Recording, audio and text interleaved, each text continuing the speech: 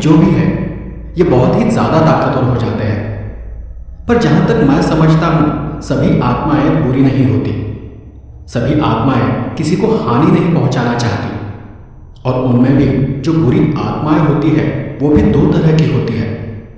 मतलब एक वो जो आपको सीधे सीधे हानि पहुँचाती है और दूसरी वो जो आपको हानि पहुँचाना तो चाहती है पर शायद उनमें इतनी ताकत नहीं होती कि वो आपको हानि पहुँचा सके या फिर आपका नुकसान कर सके। तो ऐसी आत्माएं अक्सर कोई छलावा या भ्रम पैदा करती है, आपको डराती है। जैसे कोई बिल्ली किसी चूहे के साथ खेलती है उस तरह से ये इंसानों के साथ खेलती है। और अगर आप कमज़ोर हुए तो फिर इस खेल में आपकी जान चली जाती है। पर अगर आप समझदार हुए, जानकार हुए या फिर अगर आपकी किस्मत अच्छी हुई तो आप उनके चंगुल से बच जाते हैं। शायद उस रात मेरी किस्मत अच्छी थी। उन दिनों मैं बोर्डिंग स्कूल में पढ़ा करता था। साल 1993 मैं 9वीं कक्षा में पढ़ रहा था। उस बीच किसी त्योहार के कारण हमारे स्कूल की छुट्टियां शुरू हो गई थी। मैं उसी दोपहर स्कूल से घर के लिए रवाना हो गया। मेरे पास कुछ ज़्यादा सामान नहीं था। एक कपड़े का थैला था और उसमें बस एक जोड़ी कपड़े थे। एक सरकारी बस से 3 घंटे का सफ़र कर मैं अपने गांव के रास्ते पर उतर गया। जब मैं बस में था तभी सूरज डूबना शुरू हो गया था और जब मैं बस से उतरा था तब अंधेरा पड़ चुका था। वक्त का मुझे पता नहीं था क्योंकि उन दिनों मेरे पास कोई घड़ी नहीं थी। लेकिन एक बात थी जिससे हमें वक्त का अंदाज़ा लग जाता था। गांव इलाकों में 7 बजे से पहले ही सभी दुकानें वगैरह बंद हो जाती थी। तो जैसे ही मैं उतरा मैं इतना तो समझ गया था कि वक्त 7 के आगे निकल चुका है। उतरते ही मैं सीधे अपने गांव की तरफ चल पड़ा। उस जगह से मेरा गांव करीबन 2 मील दूर था। मतलब मुझे 2 मील तक चलकर जाना था। अब अजीब बात यह थी कि आसमान में चांद कहीं दिखाई नहीं दे रहा था। मेरे आसपास बहुत घना अंधेरा था। रास्ता भी ठीक से मुझे नजर नहीं आ रहा था। उस घने अंधेरे में दूर घरों से दिखाई दे रही रोशनी में मैं रास्ते को टटोलते हुए बस आगे आगे बढ़ रहा था। कुछ 20-25 मिनट बाद अचानक से मुझे मेरे सामने रास्ते पर कोई नजर आने लगा।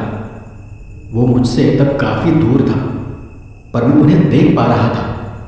थोड़ा और आगे जाने पर मैंने देखा कि वो 2 लड़कियां थीं जो कि रास्ते के बीचों बीच खड़ी थी। देखने से उनकी उम्र मेरी जितनी ही लग रही थी। मैं बिना कोई आवाज़ किए चुपचाप उनके पास से गुजरने लगा कि तभी उन्होंने मुझे आवाज़ दी और कहा, आगे मत जाओ, आगे खतरा है, यहाँ से वापस चले जाओ। पहले तो मुझे उनकी बात अजीब लगा कि इतनी रात को ऐसे घने अंधेरे में और वो भी रास्ते के बीचों बीच कौन लड़कियां खड़ी रहती है। फिर भी मैं अपनी जगह पर रुक गया। मुझे लगा कि वो लड़कियां शायद गुम हो गई होगी या फिर रास्ता भटक गई होंगी।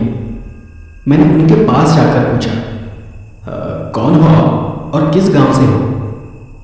उन्होंने फिर वही कहा, आगे मत जाओ, यहाँ से वापस चले जाओ। मैंने कहा, नहीं, मुझे जाना पड़ेगा, मेरा गांव बस थोड़ी ही दूर है और मैं रास्ता जानता हूँ। वो दोनों जुड़वा थी, बिल्कुल एक जैसी। मैंने उन्हें गौर से देखते हुए पूछा, क्या तुम्हें अपने घर नहीं जाना? कहीं तुम रास्ता तो नहीं भटक गई? उन्होंने फिर भी मेरी बात का कोई जवाब नहीं दिया और अपनी वही बात दोहराई, यहाँ से वापस चले जाओ। इस बार मुझे और भी अजीब लगा। वहाँ आसपास से कहीं से मांस जलने की बदबू आ रही थी। अब की बार मैं उनकी बात की तरफ ध्यान दिए बिना तेजी से आगे चलने लगा। कुछ कदम आगे जाने के बाद मेरा पीछे देखने का मन हुआ।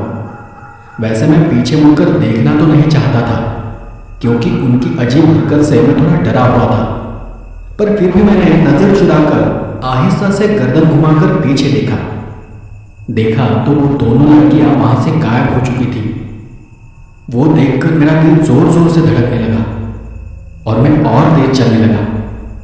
फिर चलते चलते अचानक मुझे रास्ते में मेरे आगे 3 औरतें चलती हुई दिखाई दी।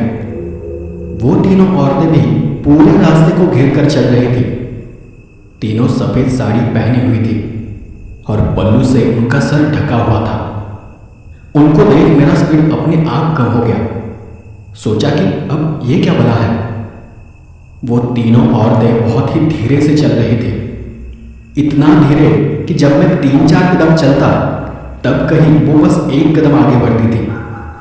मैं उनसे थोड़ी अंतर पर उनकी ही गति से चलने लगा, लेकिन तब भी मैं बार बार मुड़कर पीछे देख रहा था क्योंकि अब मुझे थोड़ा डर लगने लगा था। हैरानी वाली बात यह थी कि रात बहुत घनी अंधेरी थी, पर फिर भी मैं उन सबको देख पा रहा था। आखिरकार मुझसे रहा नहीं गया। मैं मन ही मन में बहुत डर गया था। पीछे 2 लड़कियां थी और आगे ये 3 औरतें। वो कौन थी वो तक मुझे पता नहीं था। लगा कि कहीं ऐसा ही चलता रहा तो मेरे साथ जरूर कुछ ना कुछ बुरा हो जाएगा।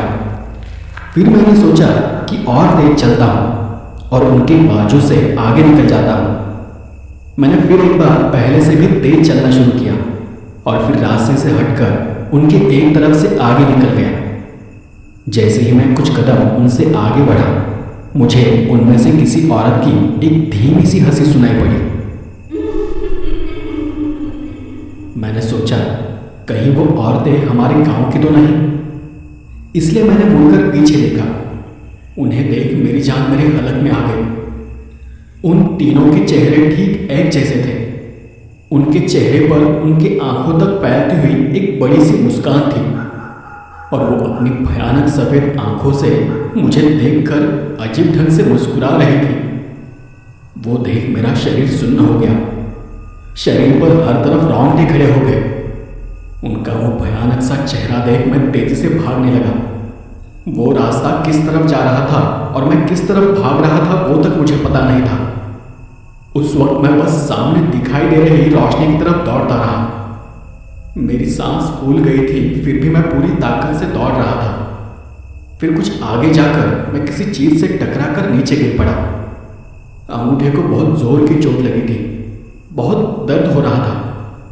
मेरी चप्पल भी टूट गई थी, पर दर्द से ज्यादा मुझमें डर भरा पड़ा था। कुछ दूर आगे जाने के बाद मुझे लगा कि मैं उन औरतों को काफी पीछे छोड़ आया हूं। फिर भी तसल्ली के लिए मैंने अपने पीछे देखा। मेरे पीछे दूर दूर तक कोई नहीं था। मैंने अपना दर्द कम करने के लिए किसी तरह अपने पैर को दबाकर रखा और फिर से सामने की तरफ मुड़ा। सामने देख फिर एक बार मेरा दिमाग सुन्न रह गया। अब वो तीनों औरतें मेरे सामने थी और मेरी ही तरफ बढ़ रही थी। ठीक वही सफ़ेद कपड़े, वही सफ़ेद आंखें और चेहरे पर एक भयानक फैली हुई मुस्कान। उन्हें मेरी तरफ आता देख मैं फिर से उठकर दौड़ने लगा। अब मैं पहले से भी ज़्यादा तेज दौड़ रहा था। आगे दूर कहीं एक आग की रोशनी दिखाई दे रही थी। लगा कि वहाँ कोई मदद के लिए मिल जाएगा। मैं बस दौड़ता रहा, पर कुछ दूर आगे जाने पर महसूस हुआ कि वहाँ कोई घर नहीं था। वहाँ वो कोई आग नहीं थी, बल्कि वो श्मशान था और वो चिता जल रही थी। वो श्मशान की आग थी। जाने अनजाने में मैं जिस रास्ते पर दौड़ रहा था वो एक श्मशान का रास्ता था। मैं अब लगभग रोने लगा था। मुझे फिर कहीं से उन औरतों की हंसी सुनाई दी, जैसे मैं उनके जाल में फंस गया था। और तभी मुझे मेरे सामने फिर से वो 2 लड़कियां धुंधली रोशनी से चमकती हुई दिखाई देने लगी। हमने कहा था आगे मत जाओ, आगे खतरा है। उनसे कुछ कहने के लिए भी मैं अपनी हिम्मत नहीं जुटा पा रहा था। मैं इतना डरा हुआ था कि बोलने के बजाय मेरे बस होंठ थरथरा रहे थे। आंखों से आंसू बह रहे थे। शरीर पसीने से लबालब हो चुका था और मैं फिर से बड़े बड़े दर्द से कराह रहा था। फिर उन दोनों ने भी अपना एक हाथ आगे बढ़ाया और अपनी तरफ आने का इशारा किया, चलो हमारे साथ। पता नहीं था कि वो लड़कियां कौन थी, पर उनकी बातों में मुझे भरोसा होने लगा था। एक तरह का विश्वास था। मैं बिना कुछ सोचे उनके पीछे दौड़ने लगा। वो लड़कियां बहुत तेज थी। वो भाग नहीं रही थी, हवा में लहराते हुए जा रही थी। काफी दूर आगे जाने के बाद वो अचानक से कहीं गायब हो गई। मैं फिर एक बार घबराकर वहीं पर रुक गया। पर जब मैंने ध्यान से देखा तो वहां थोड़ी ही दूर बहुत सारे घरों से बाहर आती रोशनी नजर आने लगी। मतलब मैं अपने गांव के पास था। मैं फिर भी भागता हुआ घर तक चला गया, पर मेरे पीछे जो भी चीज थी उसने घर तक मेरा पीछा किया था। मैं जैसे ही घर के पास पहुंचा, मैंने देखा कि 3 सफेद बिल्लियां मेरे घर के सामने घर के दरवाजे में बैठी हुई हैं। और फिर मुझे देखकर वो बहुत ही अजीब सी आवाज में रोने लगी। वो आवाज बिल्कुल वैसी थी जैसे कोई इंसान किसी के मातम पर रोता है। मेरी हालत और भी खराब हो गई। उन तीनों बिल्लियों में मुझे वो 3 चुड़ैलें नजर आ रही थी। घर में किसी को आवाज देने तक की मुझ में हिम्मत नहीं थी, पर मेरी किस्मत ने एक बार फिर से मेरा साथ दिया और उसी वक्त बाबा एक डंडा लेकर घर से बाहर आ गए और उन बिल्लियों को हटकने लगा। हट हट हट, एक तो अमावस की रात है और ये हमारे ही दरवाजे के आगे रो रही है। पिताजी के हटकते ही वो सारी बिल्लियां यहाँ वहाँ भाग गई और तब पिताजी का ध्यान मेरी तरफ गया। मेरी हालत देख वो दौड़कर ही मेरे पास आ गए। क्या हुआ तुझे? तू यहाँ क्यों रुका हुआ है? उन्होंने मुझे छू कर देखा। तू इतना क्यों कांप रहा है? क्या हुआ है तेरे साथ? जैसे ही उन्होंने मुझे छू कर देखा, मैं चक्कर खाकर नीचे गिर पड़ा। उस वक्त मेरा शरीर ऐसे झटक रहा था जैसे मुझे मिर्गी का दौरा पड़ा हो, और उसी के साथ मैं बेहोश हो गया। मुझे 3 दिन बाद ठीक से होश आया और 3 दिन बाद मुझे पता चला कि मैं जब भी होश में आता था मुझे कुछ ही पल में फिर से दौरा पड़ता था और फिर से मैं बेहोश हो जाता था। दूसरे दिन बाबा को शक हुआ कि मैं शायद बीमार नहीं हूं, मुझे कोई ऊपरी बाधा हुई है, क्योंकि जिस रात मैं घर आ रहा था उसी रात अमावस की रात थी। ठीक होने के बाद मैंने पिताजी को उन 2 लड़कियों की आत्मा के बारे में भी बताया, लेकिन उन्हें उन 2 आत्माओं के बारे में कुछ भी पता नहीं था और मुझे भी उनके बारे में कभी कुछ पता नहीं चला कि वो 2 लड़कियां कौन थी और उन्होंने मेरी जान क्यों बचाई थी। दोस्तों, क्या कभी आपने अमावस की रात ऐसा कुछ भी अजीब महसूस किया है, या फिर आपके पास ऐसा कोई डरावना किस्सा है? अगर आपके पास ऐसा ही कोई किस्सा है, कोई कहानी है, तो मेरे साथ ज़रूर शेयर करें। तो चलिए अब हम आगे दूसरी कहानी की तरफ बढ़ते हैं। दूसरी कहानी मुझे मेरे एक दोस्त ने बताई थी, तब वो कोंकण इलाके में ड्यूटी पर था। तो चलिए अब आगे की कहानी मैं मेरे दोस्त की ही जुबानी सुनाता हूँ। नमस्कार दोस्तों, मेरा नाम अविनाश साठे है और ये घटना उस वक्त की है जब पूरे देश में, पूरी दुनिया में लॉकडाउन लगा पड़ा था। ये मेरी एक आप बीती है। लॉकडाउन के दौरान मेरे साथ घटी एक सच्ची घटना है। लॉकडाउन के दौरान पूरी दुनिया भर में सख्त निर्बंध लादे गए थे और ये घटना जिस जगह की है वो जगह कोंकण में है, लेकिन मैं आपको उस जगह का नाम नहीं बता पाऊंगा क्योंकि मैं पुलिस में हूं और शायद ऐसा करना रूल्स के खिलाफ होगा। तो मैं आपको बस वो घटना सुनाता हूं। उस रात मेरी ड्यूटी पुलिस स्टेशन में लगी थी। फिर बीच रात मैं अपने साथी सहयोगी राजेश्वर के साथ आसपास के इलाके में गश्त लगाने चला गया। हम दोनों भी उस रात बाइक पर से जा रहे थे। उन दिनों बस वो इलाका ही नहीं, पूरी दुनिया शांत थी। ऐसा लग रहा था मानो हम आज के आधुनिक तकनीक के साथ हजारों साल पीछे चले गए हो। हमारे पुलिस स्टेशन के दायरे में पास का ही एक समुद्र का किनारा भी था, जहां पर किनारे को लगकर थोड़ा पेड़ों से भरा हुआ एक इलाका था। ज़्यादा घना तो नहीं था, लेकिन थोड़ा बहुत था, और वहीं थोड़ी दूर कुछ लोगों की बस्ती थी। हम वहां पर यह देखने चले जाते थे कि कहीं वहां के लोग उस समुद्र के किनारे पर टहल तो नहीं रहे। तो हम हमेशा की तरह वहां के घने रास्ते से होते हुए किनारे तक पहुंच गए। गाड़ी को रास्ते पर खड़ा कर हम चलकर ही किनारे से होकर आगे चले गए। लॉकडाउन के कारण आसपास सब कुछ बहुत शांत और आरामदायक था। हम दोनों भी दूर किनारे पर खड़े होकर उस समुद्र को निहार रहे थे, वहां की शांति का और वहां की बहती ठंडी हवा का आनंद ले रहे थे कि तभी राजेश्वर को सामने कुछ दिखाई दिया और वो अपनी जगह पर ही रुक गया।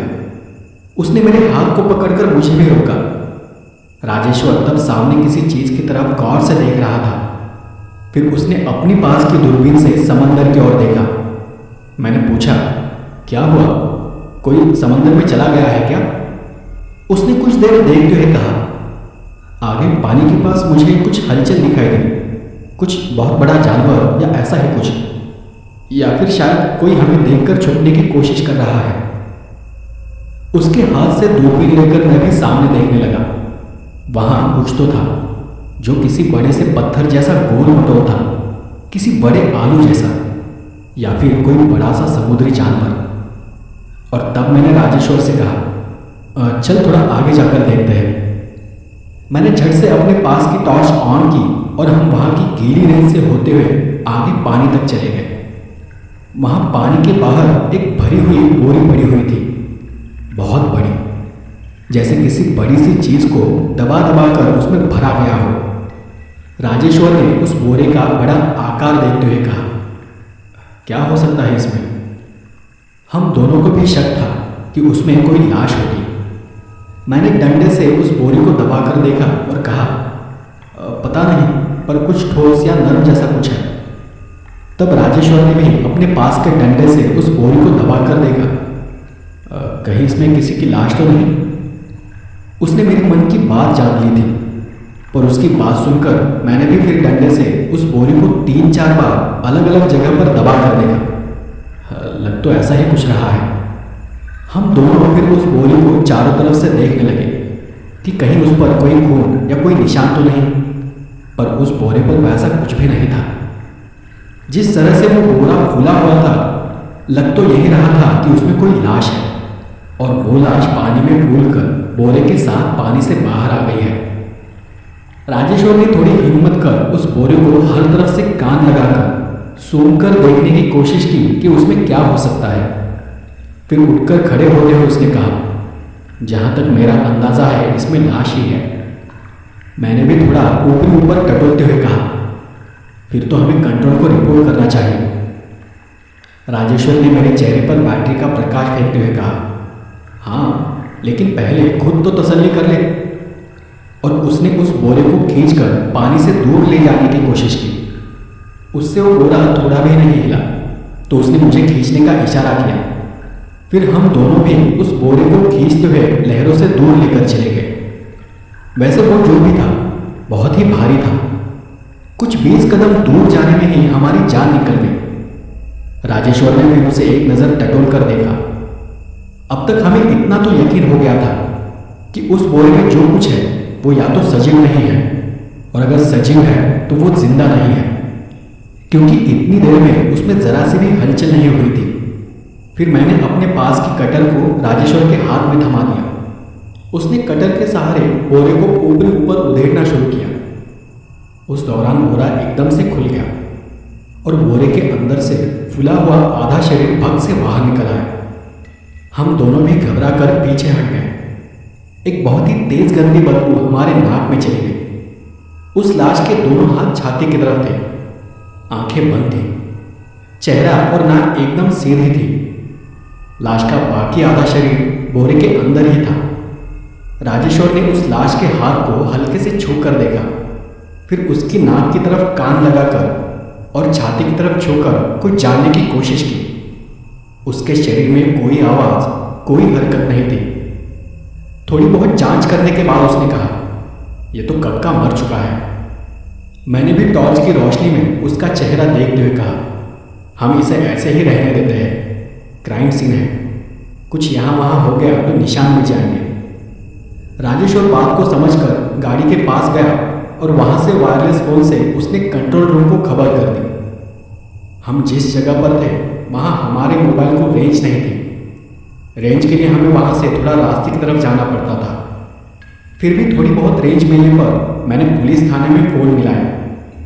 तब हमें पता चला कि स्टेशन से बाकी सभी लोग आसपास के इलाके में गश्त लगाने चले गए हैं। उस वक्त थाने में बस एक ही हवालदार था। अब उन दिनों लॉकडाउन की वजह से ज़्यादातर पुलिस वाले बाहर ही थे। बहुत से लोग तो इमरजेंसी ड्यूटी पर लगा दिए गए थे और इसलिए वहाँ जल्दी से किसी के आने की हमें उम्मीद नहीं थी। हम दोनों भी सोचने लगे कि अब आगे क्या करें।